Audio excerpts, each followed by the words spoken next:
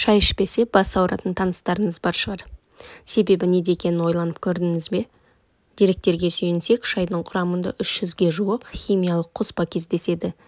Дегенмен, өңдеу барысында оның құрамы бірнеше мәрте өзгеріп, пайдалы қасиеттерін жоғалтуы әбден мүмкін.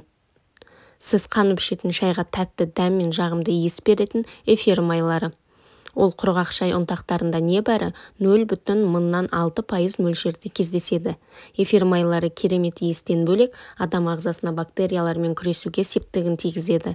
Суық дегенде ыстық шай ішуге деген құмарымыз кенеттен артатыны осыдан болса керек. Шай құрамындағы алкалоидтер жүйке жүйесін тыныштандыратын ең маңызды химиялық зат.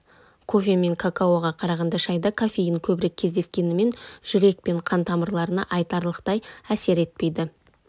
Амин қышқылдарына ыдырап кететін нәруыздың жалпы мөлшері 25%.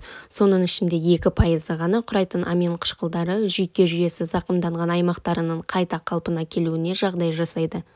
Мойындаңызшы, стресс немесе депрессия секілді ауруға шалдығып, көңіл күйіңіз мың құбылғанда, жылы көрпені жамылып алып шай ішуді аңсайсыз ғой.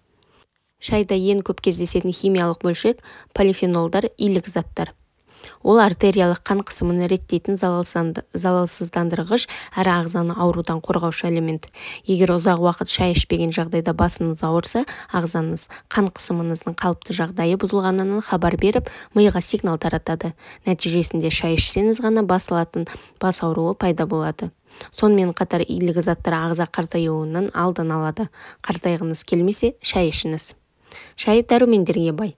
Шайға тәуелділік кофеиннің кесірінен емес, ағзаңызға витаминнің жетіспеушілігінен туындауы әбден мүмкін.